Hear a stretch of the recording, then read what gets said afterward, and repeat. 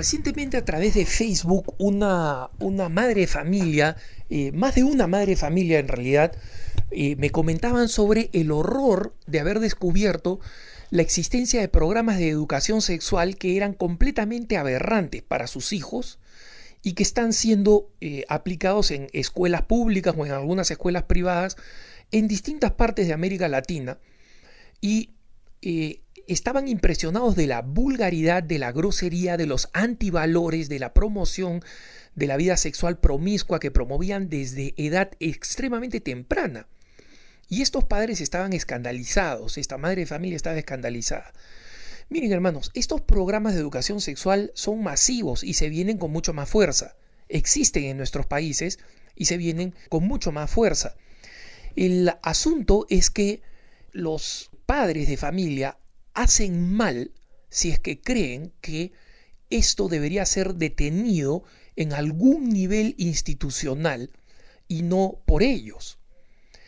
Miren, hermanos, ser papá y ser mamá es sumamente difícil. Y ustedes dirán, Alejandro, tú no sabes de eso porque tú eres consagrado y no tienes hijos. Es verdad, no tengo hijos físicos. Pero primero, atiendo pastoralmente, apostólicamente a muchos padres de familia. Y estos padres de familia me confían muchas de las dificultades. Estoy muy cerca de la vida familiar. En primer lugar, porque tengo grandes amigos que son padres de familia y comparto con ellos su vida familiar como amigo, como hermano en la fe. Y además a otros que con los cuales comparto desde el punto de vista de la consulta, desde el punto de vista del trato cotidiano, para tratar de dialogar sobre desafíos que tienen dentro de su vida familiar, no específicamente matrimonial, porque ese es un ámbito que dejo a los sacerdotes de mi comunidad, pero sí de la vida familiar más amplia, ¿no? En términos de las políticas familiares al interior de la casa, de la familia. Hoy en día los padres tienen una tarea mucho más difícil que la que tenían los padres en el pasado. Eso hay que decirlo con absoluta certeza. No solamente está la enorme presión del consumismo que pone una serie de expectativas materiales que antes no existían. Los padres no tenían que matarse para que los hijos tuvieran tal o cual cosa que hoy en día se consideran como, entre comillas, esenciales. Y yo apoyo a aquellas familias contraculturales que dicen, mi hijo no solamente no va a tener estos tenis, estas zapatillas o ropa deportiva de esta específica marca, sino que le voy a hacer entender, lo voy a ayudar a entender por qué no debe tener eso, por qué en la familia no tenemos eso, ¿no? Para que tenga no solamente no lo tenga, sino que tenga total paz interior y talla para decir, yo no tengo eso porque no lo creemos indispensable en mi familia, ¿no?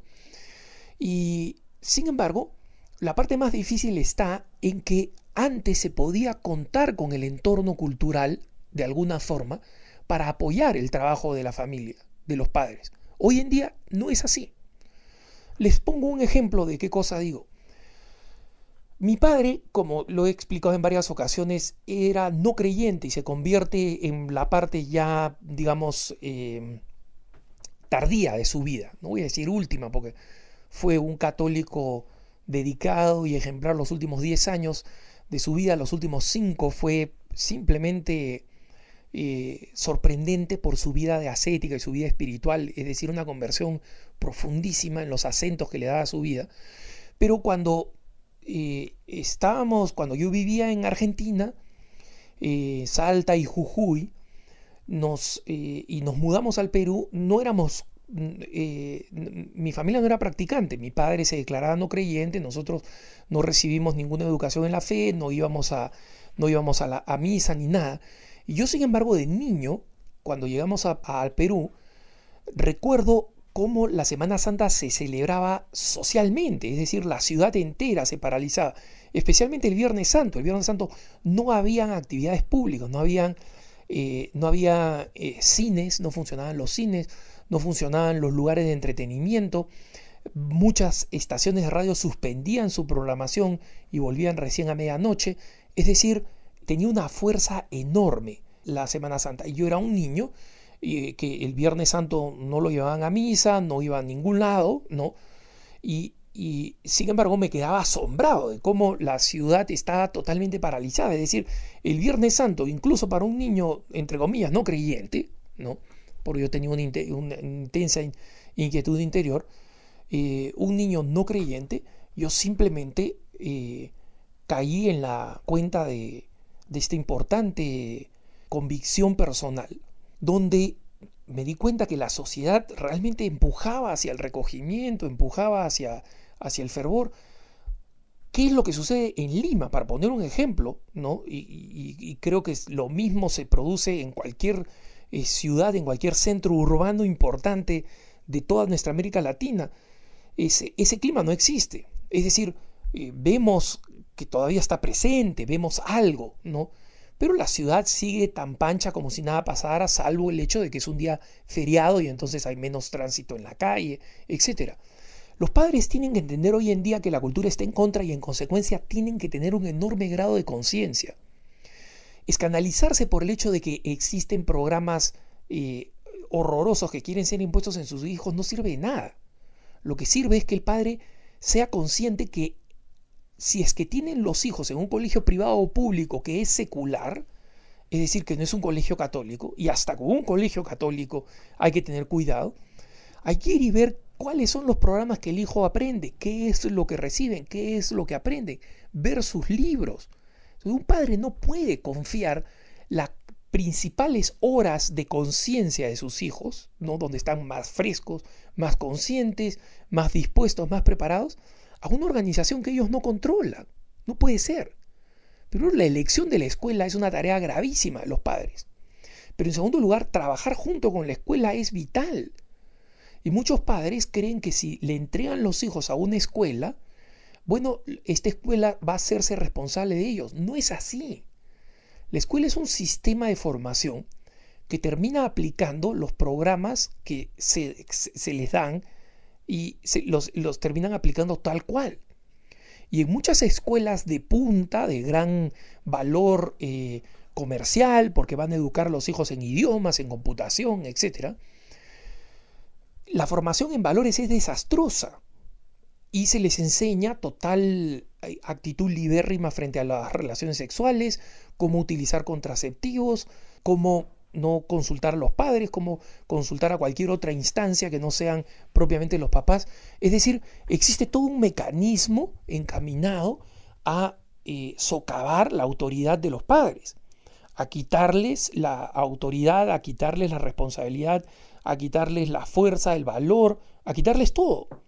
Y en consecuencia es un papel de los padres, es una tarea gravísima de los padres, saber que tienen que dedicarse a los hijos, que tienen que verificar qué es lo que los hijos aprenden, si mandan a los hijos a un campamento, a un lugar de vacaciones, ver cuáles son los contenidos que van a recibir, porque, hermanos, no va a servir como excusa de los padres el decir, yo no sabía que eso pasaba en el colegio, porque eso, desde el punto de vista de la moral cristiana, es lo que se conoce como una ignorancia culpable. En la moral cristiana, la ignorancia puede ser un atenuante de la culpa. No sabía. Pero esa ignorancia que es un atenuante o que disipa la culpa, es lo que se conoce como ignorancia invencible, es decir, no tenían cómo saber. Pero la ignorancia vencible, o sea, la ignorancia que se puede vencer simplemente haciendo un poco de esfuerzo, esa es una ignorancia culpable. Es decir, si una persona en medio de la jungla no conoce la fe cristiana, nunca le llegó la prédica de la fe cristiana, a esa persona jamás se le va a imputar el día de su juicio el hecho de no haber practicado los principios fundamentales de la fe, porque no tenía cómo conocerlos.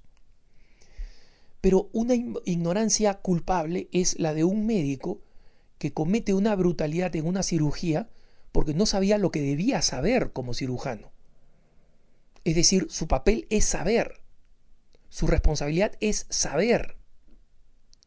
En consecuencia, en el caso de los padres, su responsabilidad es saber lo que los hijos están recibiendo. Y no solamente saber, sino orientarlo. ¿Saben cuál va a ser el punto final de todas estas campañas horrorosas, horripilantes de sexualidad que escandalizan a muchas madres, y con razón? Es cuando los padres de familia hagan imposible que esos programas se distribuyan, que Planned Parenthood, que la paternidad planificada y que sus organizaciones feministas y antivida que existen en nuestros diversos países no tengan la capacidad de determinar lo que nuestros hijos aprenden. Si ellos quieren corromper a sus propios hijos, que lo hagan. Ellos ya darán cuenta de eso en su momento. Pero no tienen el derecho de corromper a nuestros hijos, pero si nosotros se los concedemos por ignorancia, por dejadez, por incompetencia, entonces van a seguirlo promoviendo. Cuando una madre descubre estos contenidos horrorosos que se dan en el colegio y dice, ¿cómo puede haberse llegado a este punto que a mis hijos les estén dando estos contenidos? ¿Sabes cómo llegó? Que los padres anteriores, de los hijos anteriores, no les preocupó que sus hijos recibieran este contenido mucho menos vulgar en el pasado. Y en consecuencia, esos hijos ahora son padres y han aprendido de sus padres a no preocuparse por los contenidos que recibieron en el colegio. En consecuencia, los padres son la última y la primera barrera. Las organizaciones pro vida, las personas que tenemos opinión y que tenemos distintos medios para hacer llegar a nuestra opinión, podemos hacer algo y lo hacemos, denunciándolo, criticándolo. Así prensa golpea durísimo todas estas campañas y despierta la conciencia de los padres. Pero si los padres no luchan, la guerra está perdida. Si los padres no combaten, la guerra no sirve de nada. Que tengas un buen día.